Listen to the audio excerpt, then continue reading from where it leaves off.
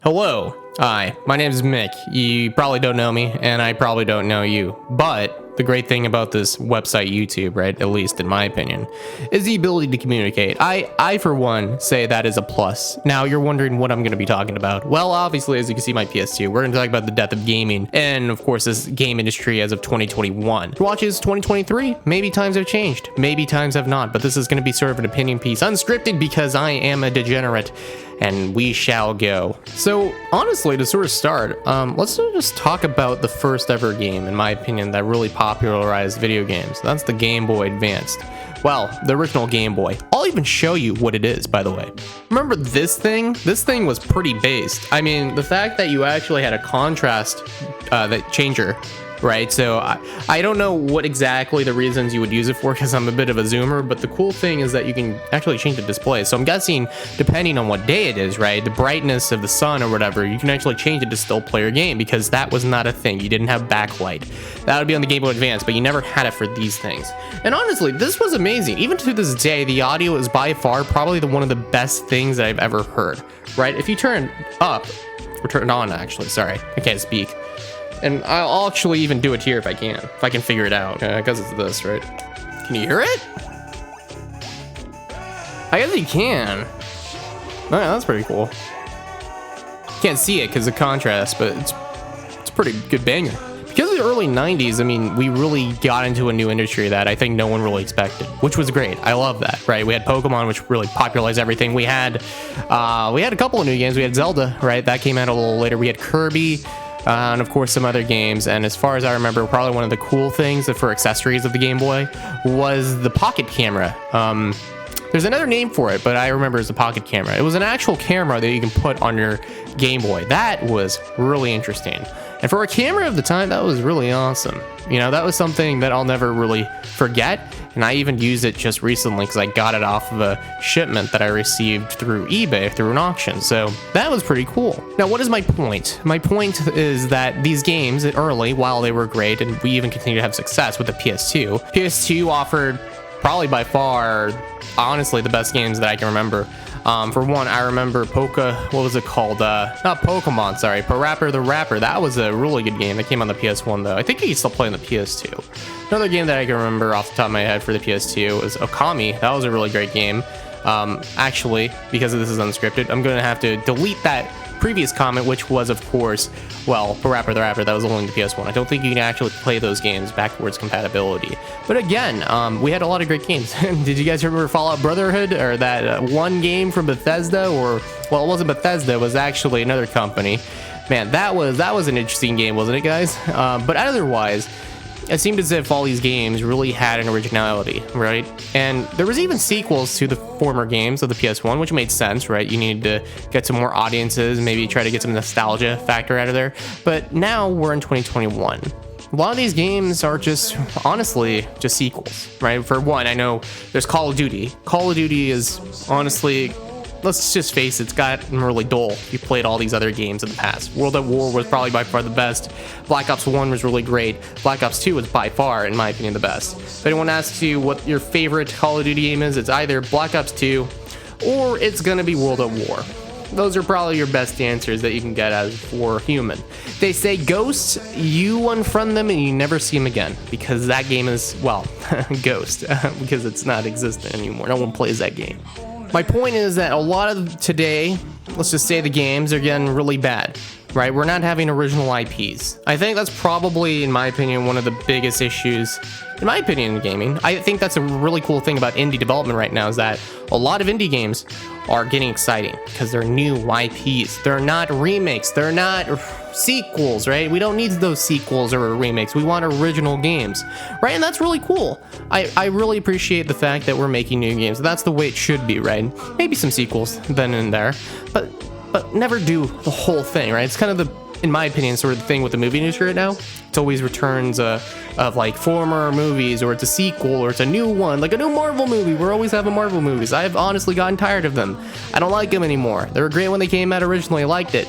Now I'm getting a Loki series, right? Like, I mean, it was okay. Season, episode 1, 2, whatever. After that, was kind of bad. But But to be fair, my point is that it seems that the problem, the lacking, in my opinion, is by far probably the originality portion. And it makes sense because it's hard to do that if you're a company trying to make profit, if you're like a public traded company. Sometimes you do it, right? It's great, right? You want to actually make some more diversified projects, right? But of course you're going to go with the safest bet, which is of course just making sequels after one another. But again, I think personally, we should probably incentivize towards, in my opinion, new games. That's where it all comes from. But I think another idea that from my, let's just say my big brain, that I think might be an issue is that creativity is lacking. And it's also an issue when everyone gets into a new engine or they make a new engine. So this is kind of a problem from a developer's perspective, right? A lot of the coding and the scripting from like years ago is probably gone.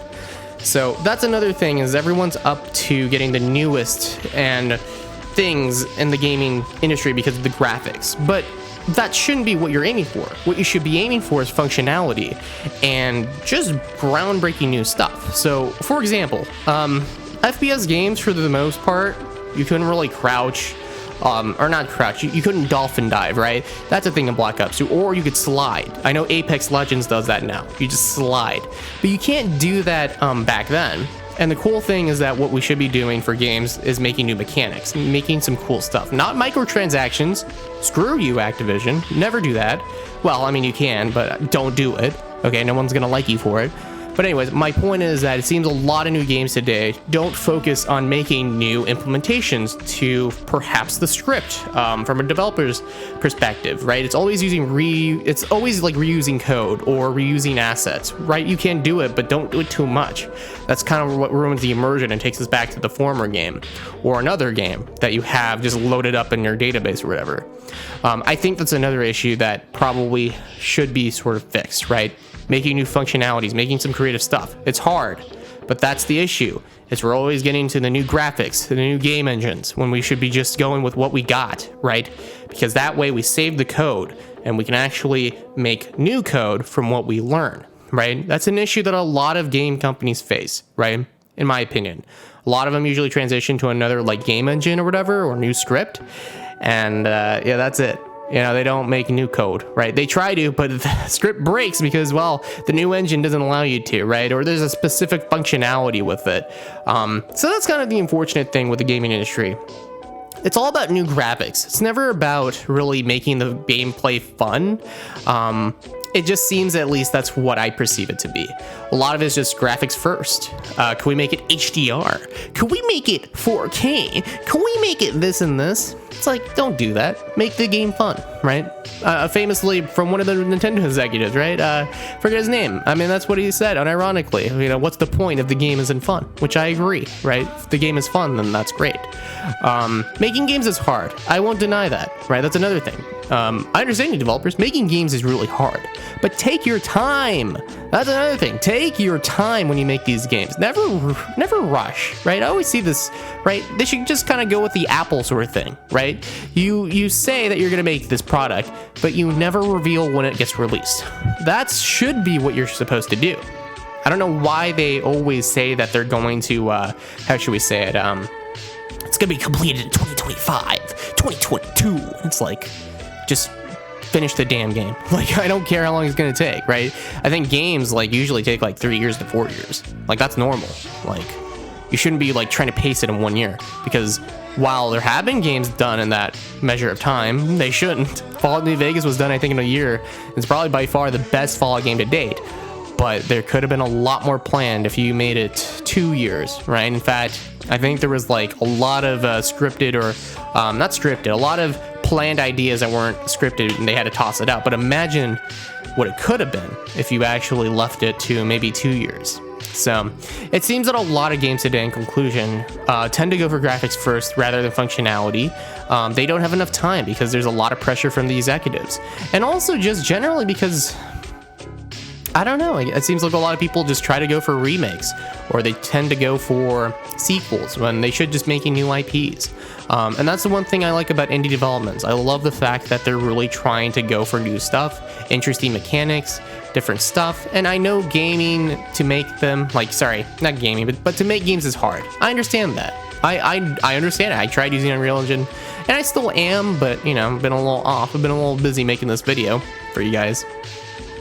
Joking aside, but no, I understand the games, making them can be hard, and you know, it's a little easier when you're in teams, but yeah, no, I understand the whole struggle of making a game, the script, the physics, the assets themselves. You're gonna have to use Blender or Maya. I know Maya's a thing that usually people use these days, so it's a struggle, but hopefully, hey, if there's a game company listening to me, maybe they could you know, do one of those things. Maybe focus on the, rather than the graphics, focus on that script, right? Maybe you can do that instead, and honestly, that'd be appreciative.